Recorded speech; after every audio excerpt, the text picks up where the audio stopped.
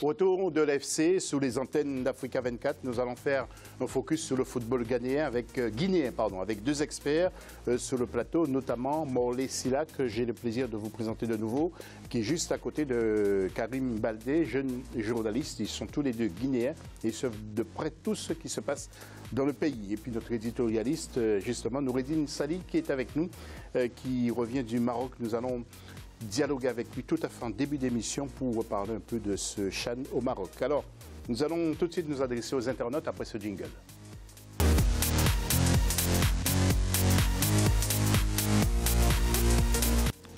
Et pour intervenir, c'est Facebook, mais avant ça, la question, croyez-vous, mondial 2026 au Maroc, Facebook, justement, Africa 24 TV ou Twitter avec l'hashtag Africa 24. Avant de retrouver le jingle pour aborder le dossier, Noureddine, juste quelques mots parce que vous étiez au Maroc, moi-même j'y étais, mais pas pour les mêmes choses. Vous avez vécu la finale du CHAN où le Maroc a écrasé le Nigeria. Qu'est-ce qui s'est passé pour le Nigeria Oui, pour le Nigeria. Comment avez-vous vécu cette défaite affligeante? Non, il ne faut pas le voir de cet angle-là. Oui, voilà, exactement. Parce que moi, la plus grande victoire pour moi, c'est vrai que c'est le Maroc qui a été sacré, mais une grande victoire pour le Nigeria.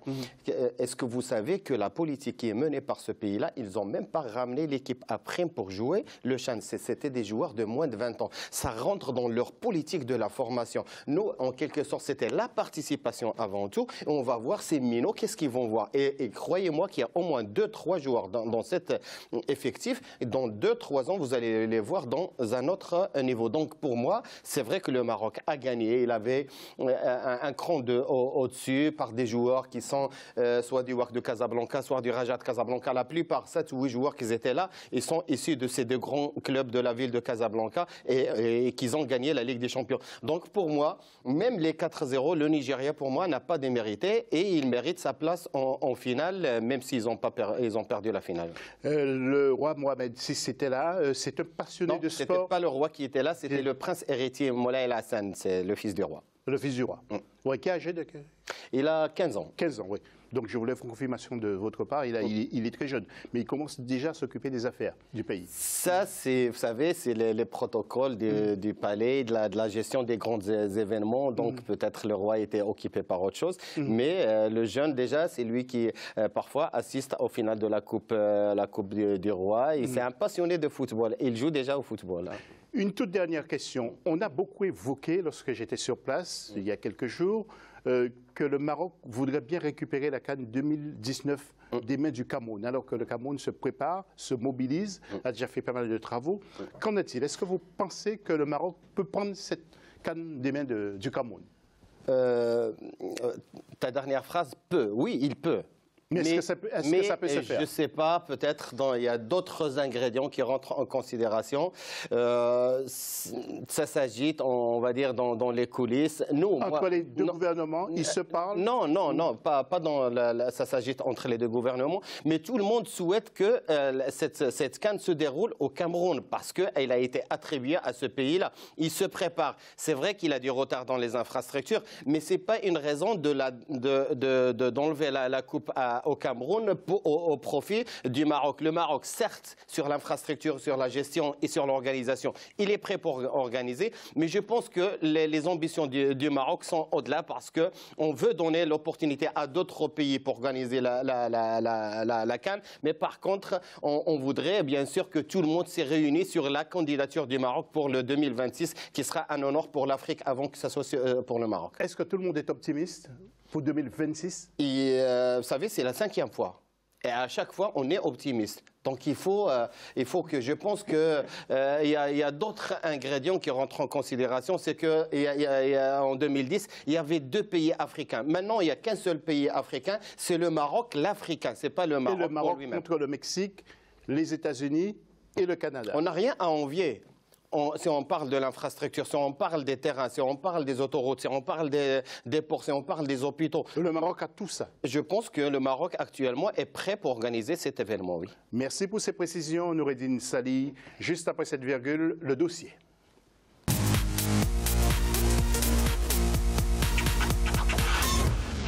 Qu'en est-il donc du football guinéen? Son évolution, une nouvelle direction a été mise en place, un nouveau président. Le dossier tout d'abord, et après, nous allons dialoguer avec Karim Baldé et Morley Sylla. La Fédération guinéenne de football se fixe de nouveaux objectifs. Après l'élimination du Sili national au championnat d'Afrique des Nations de football 2018 au Maroc, la FEGIFOOT a tenu une assemblée générale le 26 janvier 2018. Il a été décidé de recruter des sélectionneurs pour les équipes nationales et de mettre sur pied un plan de relance du football guinéen. Cette décision a suscité la controverse en Guinée si l'on en croit certains observateurs.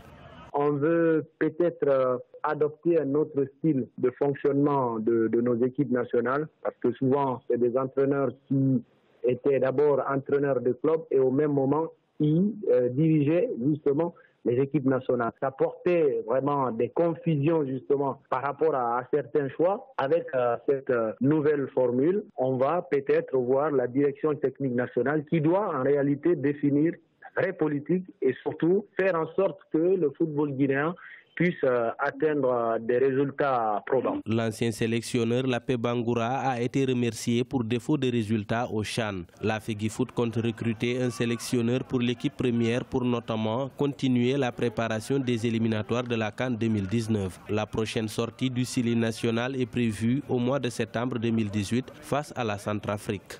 Et aujourd'hui, comme l'a dit le président de la Fédération guinéenne de football, la Guinée veut un entraîneur qui est vraiment vécu sur le continent. Donc le choix d'un nouvel entraîneur doit impulser une nouvelle dynamique au Sili national de Guinée. D'abord, les résultats. Ensuite, peut-être essayer de faire en sorte que les choses se mettent en place. Il va falloir trouver un bon coach.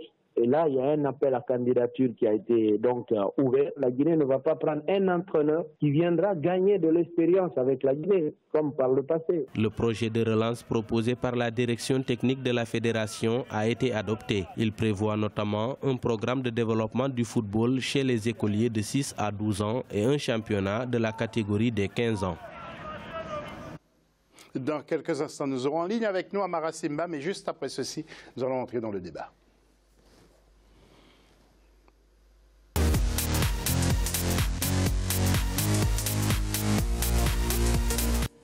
Oui, Karim Baldé, on a le sentiment que les choses ne sont pas très claires dans ce football. Alors, on n'a pas recommencé d'ailleurs la reconstruction parce que... Oui, parce que les choses ne sont pas vraiment limpides. On ne comprend pas vraiment où on va dans ce football guinéen, même s'il y a un nouveau président. Alors, vous, quel est votre ressentiment, vous, sur l'évolution et la situation du foot guinéen aujourd'hui? Il y a beaucoup de travail et à tous les niveaux. Alors, je vais essayer d'être le plus synthétique possible parce qu'on n'a pas toute la journée non plus pour évoquer ça.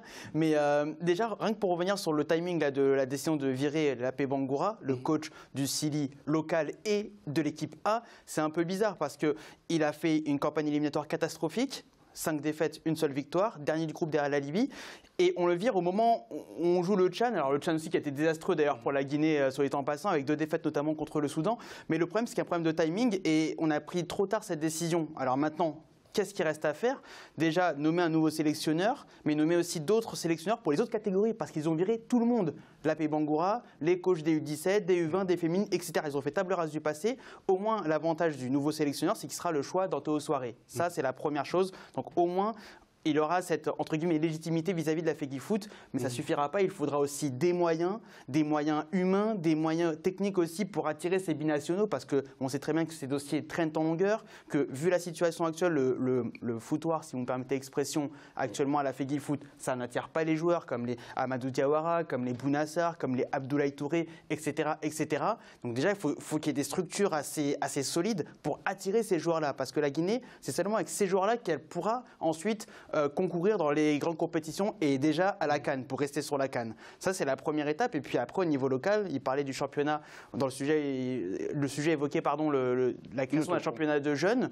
Oui, il faudrait d'autres championnats de jeunes, il faudrait d'autres équipes de jeunes et il faudrait aussi voilà, plus de formation ou de meilleures formations, en tout cas pour la Guinée. Merci Karim. Alors, Morley, je vous vois beaucoup boucher parce que vous voulez... Non, mais il faut dire les choses comme comme elles sont. Vous faites le va-et-vient entre l'Europe et la Guinée. Je suis d'accord. Est-ce que vous êtes d'accord avec Karim déjà? Ou est-ce que vous avez...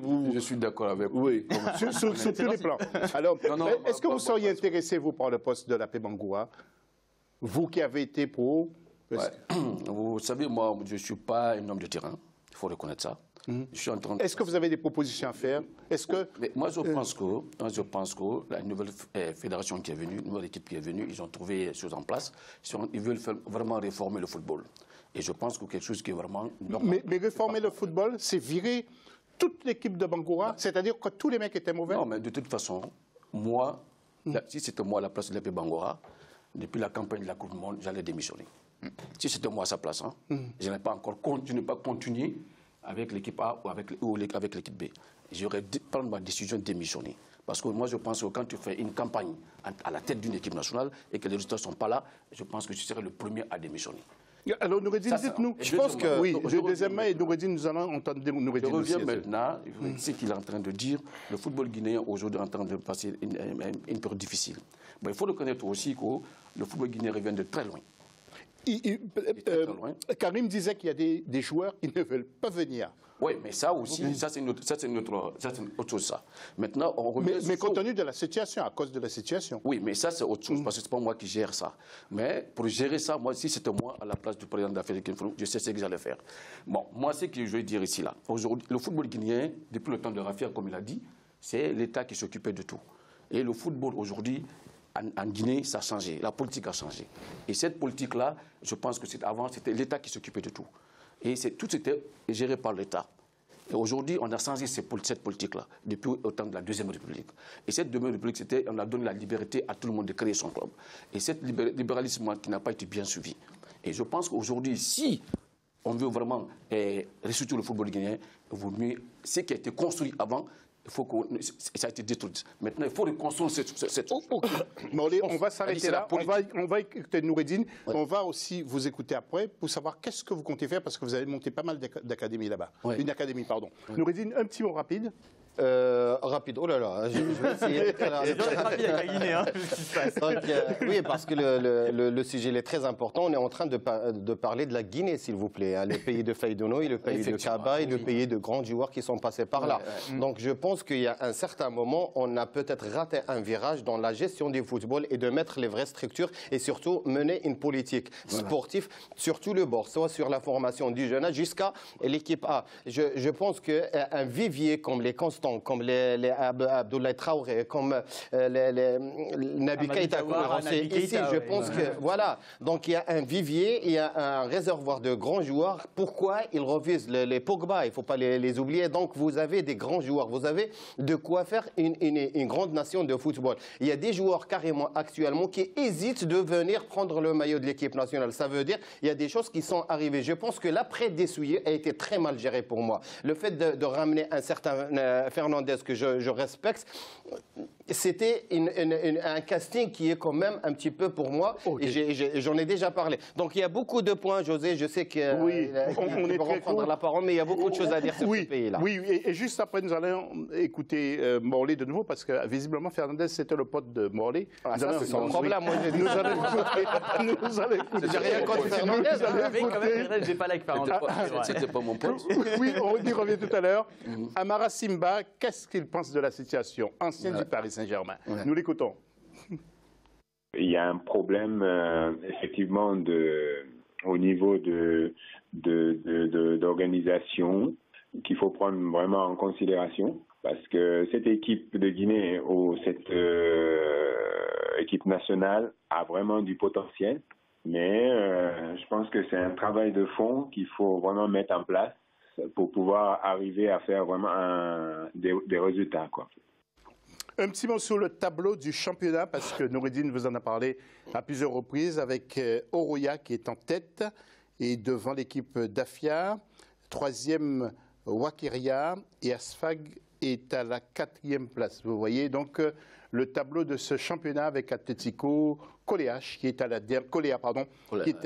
dernière place. Alors, Karim, un petit mot et après nous allons retrouver Morlaix. On trépigne tous, mais pour rebondir sur ce que disait Amara Simba sur l'organisation, c'est vrai que là on n'en a pas encore parlé, mais il y a un problème entre la fédération d'un côté et le ministère des Sports de l'autre. Il faudrait que la fédération ait le pouvoir pour gérer le côté sportif. Le ministère gère tous les financements actuellement et il y a un point par exemple qui est assez étrange, c'est que le contrat du sélectionneur soit avec le ministère et que tout le staff autour du sélectionneur soit géré directement par le sélectionneur et non pas par la fédération. En Europe, ça paraît complètement impensable et pourtant c'est la situation en Guinée. Donc déjà, d'un point de vue financier, il y a un problème d'autonomie. C'est un peu le fouillis au milieu de ça, ministère-fédération. Il faut que ça arrive aux oreilles de la CAF parce que là, c'est des zones rouges à ne pas franchir. En tout cas, Karim, comme vous-même, vous êtes des journalistes, vous avez des infos, vous les livrez. Exactement. Voilà. Morlaix, vous, les académies, ça sert à quoi justement? Est-ce que le président est d'accord avec, comment dirais-je, ce que vous avez entrepris pour ce football? Oui, le président de la fédération. D'accord, parce qu'il a mis une école, il a mis une académie moderne. Qu'est-ce que vous avez monté? Dites-nous, téléspectateurs, qu'est-ce que vous avez fait? J'ai eu la chance aujourd'hui de mettre une académie à Cancan, et quand même à octroyer 5 hectares, que je suis en train de mettre en valeur. Et à Kinda aussi, j'ai mis la structure en place qui marche très bien. C'est les deux Alors, ce sont des jeunes qui rentrent pour l'école, pour la formation, foot, scolarité. Effectivement, je donne la priorité d'abord aux études. Après les études, c'est l'éducation et après, c'est le football. Et je pense que c'est ce qui manque à la Guinée. Avant, le football était à la rue. Nous tous, on vient de là-bas. Que ce soit Fendino, que ce soit Titikama, nous tous, on vient de la rue. Donc, on veut aujourd'hui, parce que le football moderne aujourd'hui demande que le football quitte la rue pour mettre dans une structure. Et les académies sont ouvertes déjà? Oui, les académies sont ouvertes. C'est ce que je veux dire, que vraiment, c'est le président de la Fédération Guinéenne de football et œuvre dans ce sens-là. Et lui-même, il a investi dans le football dans ça.